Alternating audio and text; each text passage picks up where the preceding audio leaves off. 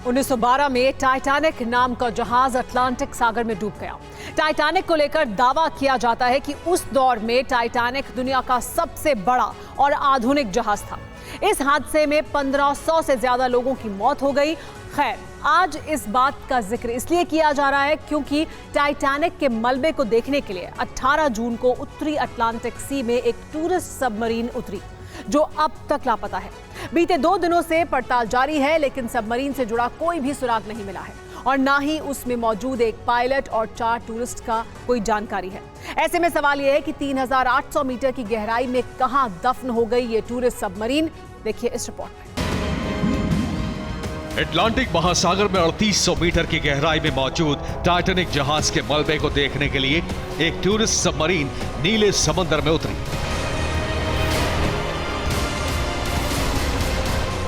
Ocean gate नाम के इस सबमरीन में 4 टूरिस्ट सवार थे। इसके अलावा एक पायलट मौजूद था, लेकिन अटलांटिक महासागर में उतरने के करीब 1.25 घंटे बाद ही टूरिस्ट पनडुब्बी का संपर्क कंट्रोल रूम से टूट गया और फिर खबर आई कि टाइटैनिक मलबा दिखाने के लिए जो पनडुब्बी समंदर में उतरी वो अचानक गायब हो गई।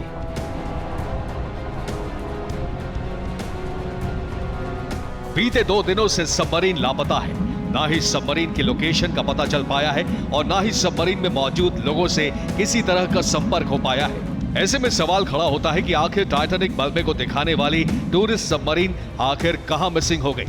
क्या नीले समंदर में इस सबमरीन की जल समाधि हो गई या फिर टाइटैनिक की तरह टूरिस्ट सबमरीन भी किसी हादसे का शिकार हो गई? आप ये जानकर हैरान रह जाएंगे कि टाइटैनिक के मलबे को देखने के लिए टूरिस्ट पनडुब्बी में सवार होने के लिए 4 लोगों ने करीब 2 करोड़ से ज्यादा की रकम खर्च की थी। दावा तो यह भी किया जा रहा है कि 4 टूरिस्ट में से एक ब्रिटेनी अरबपति हामिश हार्डिंग भी थे। बस फिर क्या, इस खबर के सामने आने के साथ ही हड़कंप मच गया। पनडुब्बी के डूबने की खबर फैलते ही अमेरिका और कनाडा ने तलाशी अभियान शुरू कर दिया। आपको बता दें कि 18 जून को सेंट जोन्स के न्यू फाउंडलैंड से टूरिस्ट सबमरीन समंदर में उतरी। सबमरीन को 640 किलोमीटर की दूरी तय कर मलबे तक पहुंचना था, लेकिन 1 घंटे 45 मिनट बाद ही सबमरीन का संपर्क टूट गया। कुछ इसी तरह टाइटैनिक का जहाज 10 अप्रैल 1912 को सफर पर निकला था और 14 से 15 अप्रैल को अटलांटिक महासागर में आइसबर्ग से टकराने के बाद डूब गया। इस हादसे में 1500 से ज्यादा लोगों की मौत हुई थी।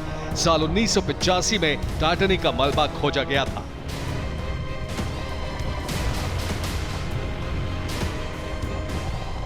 टाइटैनिक का मलबा तो मिल गया, मगर 2 दिन से ज्यादा का वक्त हो चला है, अब तक टूरिस्ट सबमरीन का कोई सुराग नहीं मिला है। सबसे ज्यादा हैरानी की बात यह है कि पनडुब्बी में सिर्फ 96 घंटे की ऑक्सीजन का स्टोरेज है। ऐसे में वक्त बीतने के साथ साथ खतरा बढ़ता जा रहा है। हालांकि यूएस और कनाडा की तरफ से लगातार सर्च ऑपरेशन जारी है। रेस्क्यू टीमें लगातार अटलांटिक महासागर में पनडुब्बी की तलाश में जुटी हैं। सोनार बॉय तक भेजे गए हैं, एयरक्राफ्ट कैरियर तक को लगाया गया है, लेकिन अब तक टूरिस्ट पनडुब्बी से जुड़ा कोई भी अपडेट सामने नहीं आया है। Bureau report, TV9 Bharatvarsh.